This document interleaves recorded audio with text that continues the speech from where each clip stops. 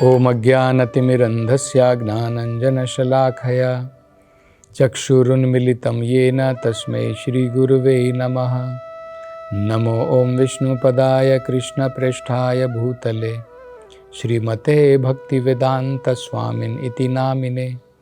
नमस्ते सरस्वती देवे गौरवाणी प्रचारिणे निर्विशेषशून्यवादी पाश्चात्यदेशतारिणे। जय श्री कृष्ण चैतन्य प्रभु नित्यानंद श्री अद्वैत गदाधर श्रीवासदि गौरभक्तवृंद। हरे कृष्णा कृष्ण कृष्ण हरे हरे, हरे राम राम राम हरे हरे। हरे कृष्णा।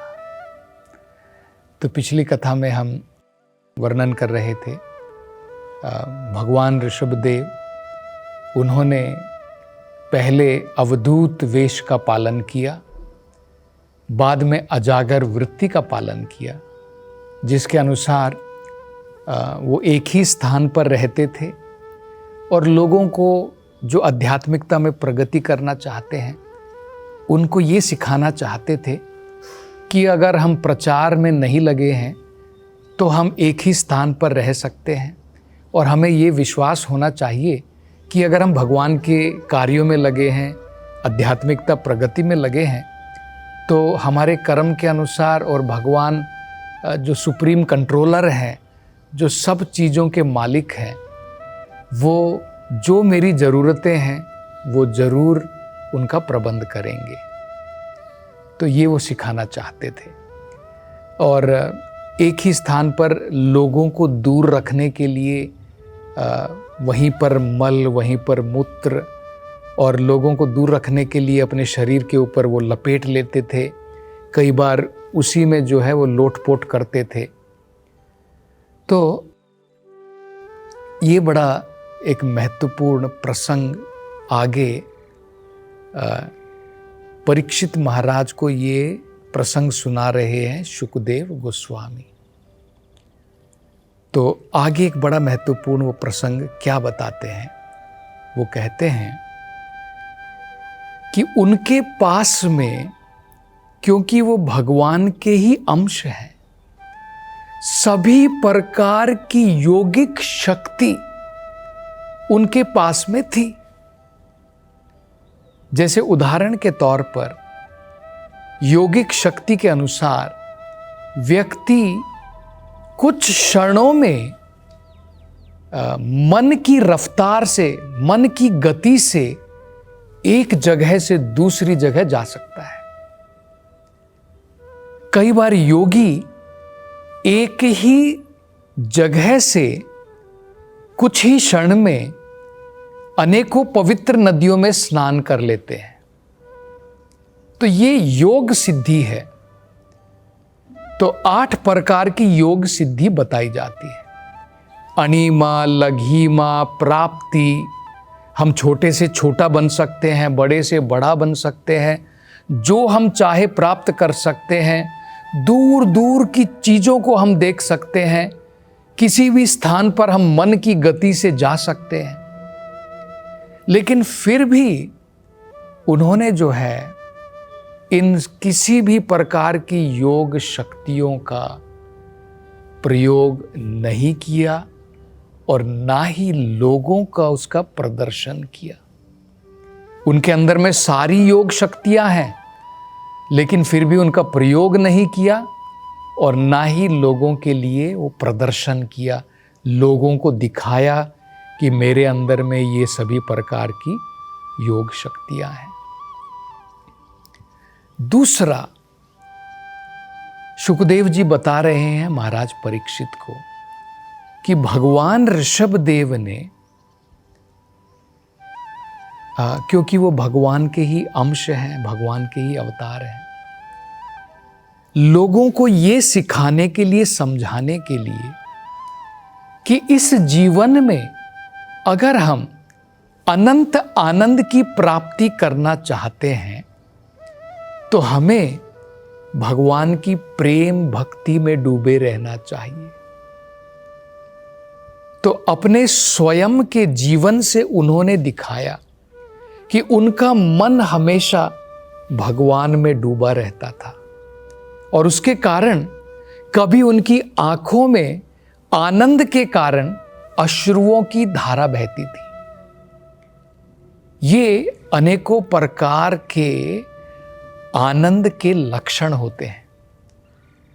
वेदों के अंदर में बताया है कि जब व्यक्ति भगवान के परमानंद में भाव विभोर हो जाता है, उसके बहुत सारे लक्षण होते हैं। एक लक्षण है जो चैतन्य महाप्रभु भी बताते हैं, युगायितम निमिषेन चक्षुषा प्रावशायितम। लगातार भगवान के विरह में आंखों से अश्रुओं की धारा बहती है, शरीर में कंपन आता है, शरीर के रोंगटे खड़े हो जाते हैं और कई बार व्यक्ति भाव विभोर होकर के मूर्छित हो जाता है, बेहोश हो जाता है। तो अनेकों प्रकार के जो हैं आनंद के लक्षण बताए गए हैं।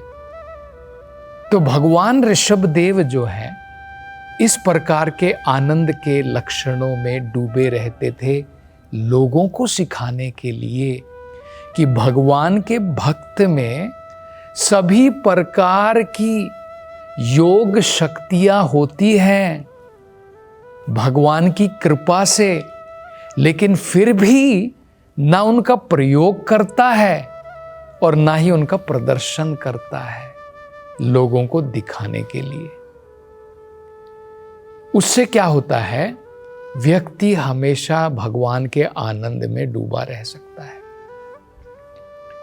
ये बताया गया है, भुक्ति मुक्ति, जो व्यक्ति इस संसार को भोगना चाहते हैं उसको कहते हैं भुक्ति। जो लोग ज्ञानी इस संसार से मुक्ति प्राप्त करना चाहते हैं उसको कहते हैं मुक्ति। भुक्ति मुक्ति सिद्धि कामी। और कुछ लोग योगी जो होते हैं वो योग सिद्धि प्राप्त करना चाहते हैं।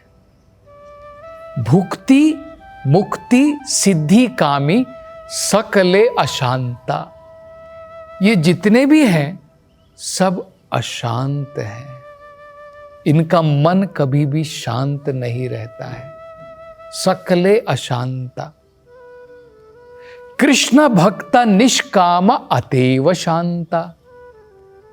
भगवान कृष्ण का जो भक्त होता है वो निष्काम है, उसके मन में कोई इच्छा नहीं है, इसलिए वो पूर्ण रूप से शांत होता है। तो ये समझना बहुत महत्वपूर्ण है। जब तक हमारे मन में भौतिक या आध्यात्मिक इच्छा भी रहेगी, या भौतिक या आध्यात्मिक, तब तक हमारा मन अशांत ही रहेगा।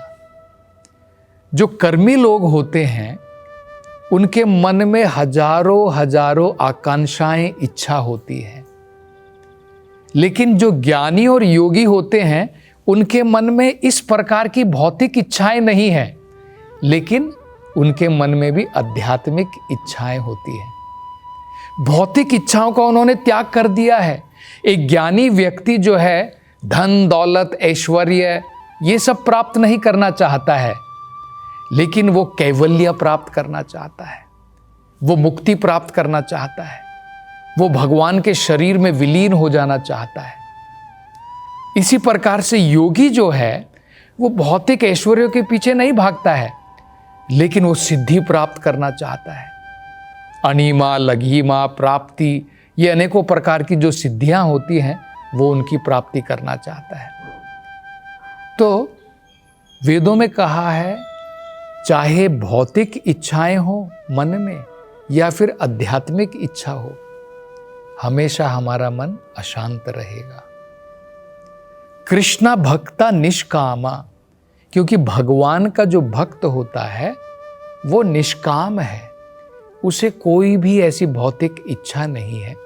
अतेव शांता, इसलिए वो हमेशा शांत रह सकता है। तो ये हमें भगवान ऋषभदेव सिखाना चाहते हैं कि भगवान के वो अंश है, भगवान योगेश्वर हैं, भगवान स्वयं योगेश्वर हैं, सभी योगों के ईश्वर हैं। तो भगवान ऋषभदेव कौन है? उन्हीं के तो अंश हैं, उनके अंदर में सभी प्रकार की योग सिद्धियां हैं, लेकिन ना उन्होंने उसका प्रयोग किया, ना उसका प्रदर्शन किया। तो ये हमारे लिए बहुत बड़ी सीख है। भागवत में अंत में ये बताते हैं, इस अध्याय के अंत में, कि भगवान ऋषभदेव चारों तरफ, क्योंकि मल मूत्र से, अपने ही मल अपने ही मूत्र से घिरे रहते थे, उसके कारण लोग तो उनके पास में नहीं आते थे, लेकिन भागवत में कहा है क्योंकि वो स्वयं भगवान है, उनके मल और मूत्र से भी ऐसी सुंदर सुगंध निकलती थी कि लगभग 80 मील तक, 80 माइल, सारा वातावरण बढ़िया फूलों की, मानो जैसे कमल के फूल, गुलाब के फूल, चमेली के फूल, चंपा के फूल, हम अगरबत्ती जो है अपने घर में लगाते हैं ताकि हमारा घर महका रहे, सुगंधित पदार्थ। कई बार आजकल तो हम लोग देखते हैं कि लोग सेंट लगाते हैं। तो भागवत में बताया है कि इस अजागर वृत्ति के कारण वो वहीं पर मल, वहीं पर मूत्र करते थे, लेकिन वो भी भौतिक नहीं। उनके मल और मूत्र से जो है गंदी बदबू आने की जगह 80 मील तक बहुत बढ़िया खुशबूदार सुगंध जो है फैल जाती थी और लोग बड़े आश्चर्यचकित रहते थे। तो मतलब हम ये समझ सकते हैं आध्यात्मिक शरीर में और भौतिक शरीर में बहुत अंतर होता है। भगवान का शरीर आध्यात्मिक है, देखने में भौतिक शरीर जैसा लग सकता है हमको। जब भगवान कृष्ण भी यहाँ पर धरती के ऊपर आए थे तो मूर्ख लोग, यहाँ तक कि इंद्र ने भी सोचा ये तो एक छोटा सा ग्वाल बाला है। तो भगवान तो भगवत गीता में कहते हैं अवजानन्ति माम मूढ़ा, मूर्ख लोग सोचते हैं कि मैंने मनुष्य का शरीर धारण किया है। असल में देखा जाए तो भगवान ने मनुष्य जैसा शरीर धारण नहीं किया है, हमको शरीर प्राप्त हुआ है भगवान के रूप के अनुसार। जैसे उदाहरण के तौर पर जब हम पैंट और शर्ट सिलवाने जाते हैं, मान लीजिए ये कुर्ता है, ये कुर्ता मेरे जो शरीर का जो अंग है, ये जो मेरा हाथ है, उसके अनुसार इसकी भी एक बाजू है, इसका भी एक हाथ है, इस कुर्ते का भी एक हाथ है, ये दूसरा हाथ है। तो कुर्ता जो है शरीर के अनुसार बनाया जाता है, शरीर कुर्ते के अनुसार नहीं बनता है, ये उल्टा है। ठीक इसी प्रकार से हमें ये समझना है, यहां तक कि बाइबल में भी कहा गया है man is made in the image of God. मनुष्य को भगवान के रूप के आधार पर बनाया गया है ब्रह्मा जी ने, क्योंकि भगवान के 2 हाथ हैं। अगर आप देखेंगे कृष्ण लीला में भगवान अपने 2 हाथों में बांसुरी बजा रहे हैं। अपने ओरिजिनल रूप में भगवान द्विभुज मुरलीधर श्याम सुंदर के रूप में है। भगवान कृष्ण से विस्तरित होकर के बाद में चतुर्भुज विष्णु का रूप आता है, अन्यथा अपने आदि रूप में भगवान 2 भुजाओं में मुरलीधर रूप में है और त्रिभंगा रूप में भगवान खड़े हैं। हमने देखा है ना भगवान कैसे 3 जगह पर मुड़े होकर के बांसुरी बजाते हैं। तो ये भगवान का ओरिजिनल आदि रूप है। तो इसी प्रकार से हमको समझना है कि भगवान का शरीर ओरिजिनल है, लेकिन मूर्ख मनुष्य लोग सोचते हैं कि भगवान का भी हमारे जैसा रूप है। ये उल्टा है। भगवान के रूप के आधार पर ब्रह्मा जी ने मनुष्य का स्वरूप बनाया है। ये हमको सही प्रकार से समझना है। इसलिए ब्रह्म संहिता में कहा है, वेणुम क्वनंतम अरविंद दलायताक्षम बरहावतम समसितम बुध सुंदरांगम कंदर्प कोटि कमनीय विशेष शोभम गोविंदम आदि पुरुषम तमहम भजामि। ब्रह्मा जी वर्णन कर रहे हैं भगवान के रूप का। वेणुम क्वनंतम अरविंद दलायताक्षाम, भगवान ने अपने हाथ में वेणु पकड़ी हुई है और उनकी आंखें कमल के दल के समान है। कंदर्प कोटि, और भगवान का रंग भी बताया, यम श्याम सुंदरम अचिंत्य गुण स्वरूपम, भगवान में अचिंत्य गुण है। भगवान का शरीर कोई ऑर्डिनरी नहीं है। तो इसलिए हम यहाँ पर देख सकते हैं, भागवतम में बताया है कि जब भगवान ऋषभ देव अजागर वृत्ति का पालन कर रहे थे तो उन्होंने पहले भी बताया है, इदम मम शरीरम दुर्विभाव्यम, ये मेरा शरीर कोई आम शरीर नहीं है। तो वहाँ पर जब उन्होंने मल और मूत्र भी किया, वो भी सुगंधित है। इस भौतिक संसार में भी हम देख सकते हैं भगवान की अरेंजमेंट से गाय का मल और मूत्र प्योर होता है, शुद्ध होता है। जहां पर गंदगी फैल जाती है हम वहां पर गोबर से लीपते हैं, बाकी सारे मल सेप्टिक होते हैं। साइंटिस्ट लोगों ने भी, वैज्ञानिक लोगों ने भी अनुसंधान किया है और ये पता लगाया है, गाय का गोबर एंटीसेप्टिक होता है। हमारे मल के लिए सेप्टिक टैंक बनाया जाता है, उसे सेप्टिक कहते हैं, लेकिन गाय का गोबर एंटीसेप्टिक होता है।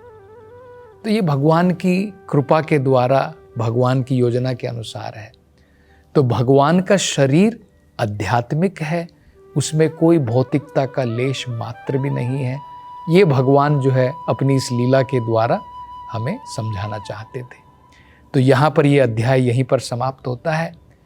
आगे भगवान ऋषभ देव अपने शरीर का त्याग किस प्रकार से करके वापस भगवत धाम को जाते हैं, उसका वर्णन अगले अध्याय में किया है। उसकी चर्चा हम अगली कथा में करेंगे। हरे कृष्णा।